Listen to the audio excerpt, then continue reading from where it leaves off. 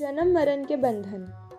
जीव के जन्म मरण के बंधन तभी कटते हैं जब ईश्वर की उपासना सच्चे मन से की जाए। केवल ईश्वर का नाम तोते की तरह रटने से कुछ नहीं होने वाला। वह मालिक मनुष्य की भावना से परखता है। जब मनुष्य सच्चे मन से उसे पुकारता है तभी उसके पास जाने के लिए एक कदम बढ़ाता है। उस प्रभु को स्मरण करने के लिए मन के शुद्धिकरण की बहुत आवश्यकता होती है। इस विषय में एक बोध कथा की चर्चा करना चाहूँगी। एक पंडित जी प्रतिदिन अपने देश की रानी को कथा सुनाया करते थे। कथा के अंत में वे कहते थे, राम कहे तो बंधन टूटे। तभी पिंजरे में बंद तोता बोलता, ऐसे मत कहो रे झूठे पंडित। पंडित जी को क्रोध आता, ये सब लोग क्या सोचेंगे और रानी क्या कहेगी। एक दिन पंडित जी अपने गुरु के पास गए और उन्हें सारा हाल बताया। गुरु जी तोते के पास गए और उन्होंने उससे पूछा, तुम ऐसा क्यों बोलते हो? तोते ने कहा, मैं पहले खुले आकाश में उड़ता था। एक बार मैं एक आश्रम में गया जहाँ सब साधु संत राम राम बोल रहे थे, तो मैंने भी राम राम बोलना शुरू कर दिया। एक दिन मैं उसी आश्रम में राम राम बोल रहा था, तभी एक संत ने मुझे पकड़कर पिंजरे में बंद कर दिया। फिर उसने मुझे एक दो श्लोक और भी सिखाए। आश्रम में एक सेठ ने मुझे संत को कुछ पैसे देकर खरीद लिया। अब सेठ ने मुझे चांदी के पिंजरे में रखा। मेरा बंधन बढ़ता गया, निकलने की कोई संभावना ना रही। एक दिन उस सेठ ने राजा से अपना काम निकलवाने के लिए मुझे राजा को भेंट में दे दिया। राजा ने खुशी खुशी मुझे अपने महल में रख लिया, क्योंकि मैं राम राम बोलता था।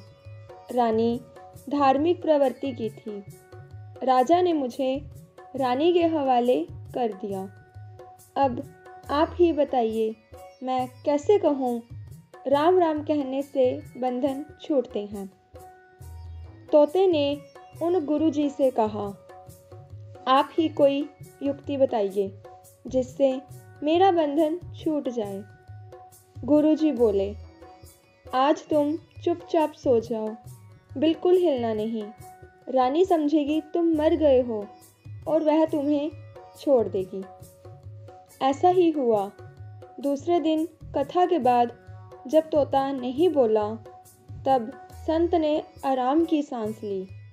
रानी ने सोचा, तोता तो गुमसुम पड़ा है, शायद मर गया है। उसने पिंजरा खोल दिया। तभी तोता पिंजरे से निकलकर उड़ गया। इस कथा को कहने का यही अर्थ है कि केवल मालिक का नाम रटने से बात नहीं बनती।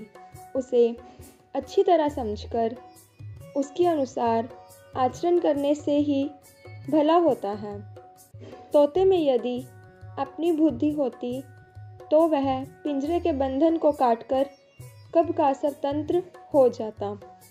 उसने केवल रटने का कार्य किया, इसलिए वह अपने बंधन से मुक्त नहीं हो सकता।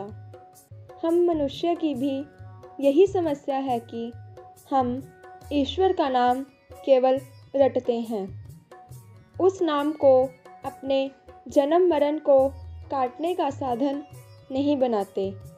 इसलिए 84 योनियों के चक्कर में फंसते हैं और आवागमन के चक्कर भटकते रहते हैं। चाहिए तो यह था कि मानव जन्म पाकर अपने इस जीवन को सफल बनाते, इस शरीर रूपी रथ को साधन बनाकर अपनी आत्मा को परमपिता में एकाएक करने के लिए उपाय करते। बहुत ही दुख की बात है कि हम इस दुनिया की चकाचौंध में इस कदर खो गए हैं कि उस मालिक की ओर हमारा ध्यान ही नहीं जाता। जितना हम उससे दूर होते चले आ रहे हैं, उतना ही कष्टों और परेशानियों को गले लगा रहे हैं।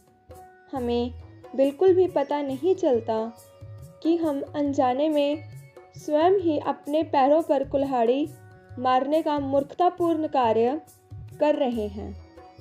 बहुत से लोग ऐसे हैं जो मालिक की सत्ता को स्वीकार नहीं करते और उसको मानने वाले का उपहास करते हैं। इससे भी बढ़कर बात तब होती है जब किसी कष्ट या परेशानी का सामना हम अपनी गलतियों से करते हैं और उस प्रभु को दोष देते हैं, उसे लानत मलानत करते हैं। यह सब करते हुए हमें जरा भी गलानी नहीं होती, बल्कि बहुत प्रसन्न होते हैं। अंत में इतना ही कहना चाहूँगी कि केवल मानव को ईश्वर ने अपनी उपासना करके मोक्ष पाने का अधिकार दिया है। इस जीवन को यूं ही व्यर्थ ना गवाकर उसका सदुपयोग करना चाहिए।